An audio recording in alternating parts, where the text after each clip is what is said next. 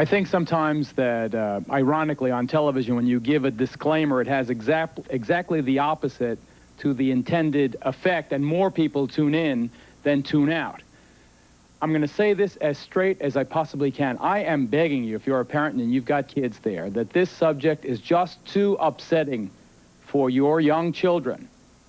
Please get them out of the room or change the station. We urge you to exercise parental discretion. It has been established, as you have already seen on this program, in courts of law now, that human sacrifice is sometimes an element in rituals performed by people calling themselves Satanists. There is no longer any doubt about that, though just how often it actually is done is obviously impossible to know. The ideal sacrifice, we are told, apparently requires babies. And there are those people in satanic sex, including mothers who have belonged, who tell of babies being bred for sacrifice. Take a look, please. Read what they do, Guy. They use blood in their rituals, and the blood that has the most power is baby's blood. In the classic horror film Rosemary's Baby, Mia Farrow is drawn into the clutches of a satanic cult and is married to the devil. This is no dream. This is really happening. She conceives the Antichrist, providing the group with a living symbol of Satan to be worshipped and adored. God is dead! Satan lives! As sickening and unbelievable as it sounds, bearing children for use in satanic rituals may really be happening. My daughter, who I named Wendy, was sacrificed at birth with an upside-down cross and then taken outside and buried. My son, they kept and let live till 2 years old, and then he was sacrificed. Michael and I had a son, and he was dedicated to Satan at birth, and at 6 months of age, he was sacrificed to Satan. It is most common for the heart to be taken from the child and offered to Satan. These women say they speak from personal experience. They claim to be breeders, forced by covens to bear children, both as a way for the cults to get new members and to find fresh victims for ritual murder. Did you give birth to infants who were sacrificed? My first two.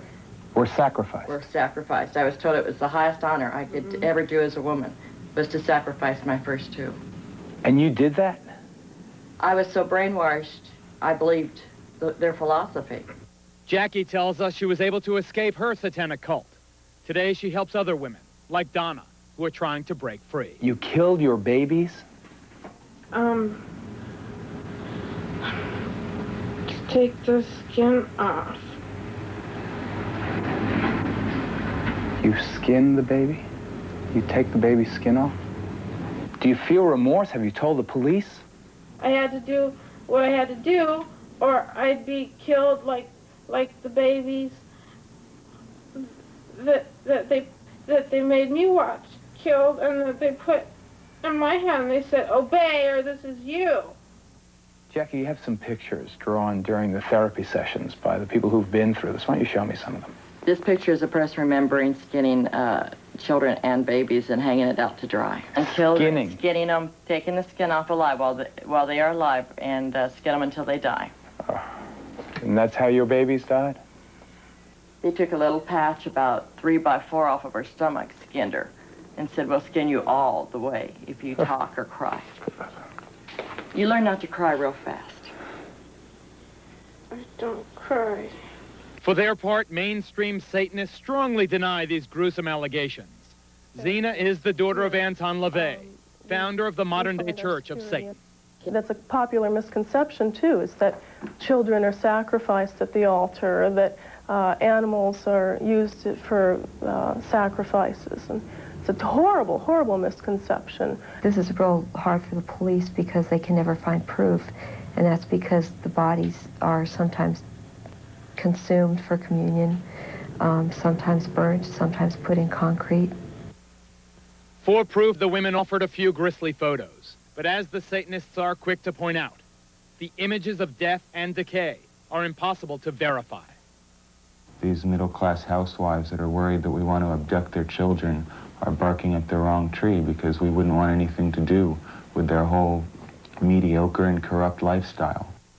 Because the charges are so bizarre, most mental health professionals distance themselves from the entire area of Satanism.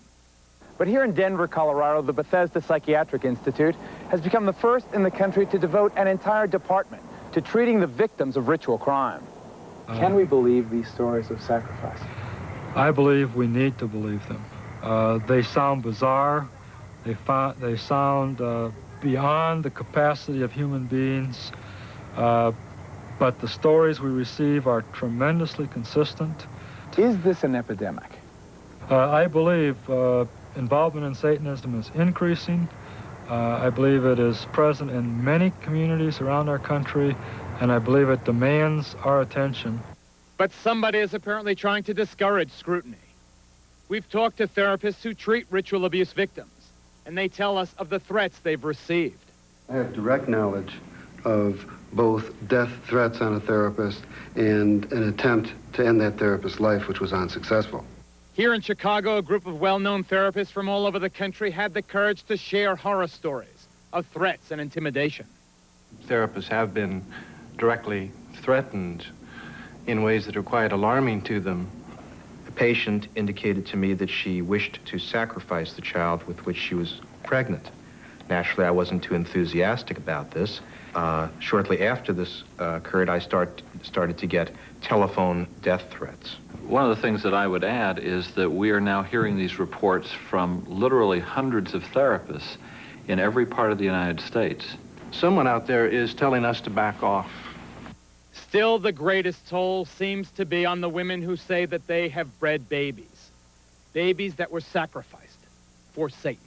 I will probably have nightmares tonight about it, as I have about my Joey that I have been talking about. I wake up screaming for him now in the middle of the night. I dream that he's lost and I'm trying to find him. Sickening, so incredibly outrageous, so incredibly unbelievable. But ZEENA LaVey, are these women lying? You have to understand that everything, every single thing you've given as examples of Satanism here are completely from a Christian standpoint. That everything you've put forth as being considered satanic is not considered satanic by my standard or my definition of Satanism. Lying? Well, have the bodies been found? Where are they? CHERYL Horton, who joins us via satellite from Los Angeles. CHERYL Horton. ZEENA LaVey, a Satanist who A, points out that this is not in keeping with her teaching, but B, says, where is the proof? Where is the proof? Why is there no proof if what you're saying is true? Hi, Geraldo. There's no proof for a fact of one thing. They burn the bodies. They either do that, they'll chop them up and dump them in the ocean, or they'll pour them in concrete, or they take and they use them for communion and eat them and then make bones out of the tools. CHERYL, listen. These The stories, let me interrupt you. CHERYL, please, let me interrupt you. The stories, dump in the ocean, chop up the bodies, these things, they sound like they can't be happening. Ted Gunnarsson, respected law enforcement professional, recently or retired now from the FBI, former regional director of Los Angeles.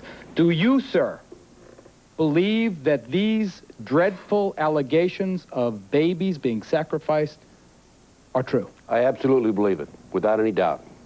Based on the information that's been given to me across the country by numerous survivors and by confidential sources and informants. Then why don't you name these people and arrest them? Never a name, never an arrest.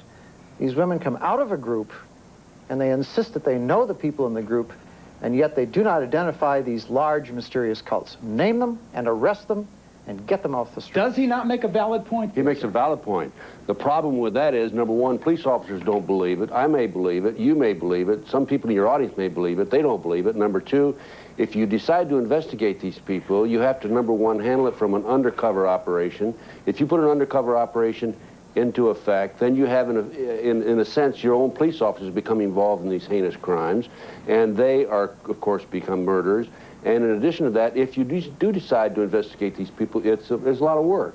And many law enforcement officers are apathetic and don't want to get involved.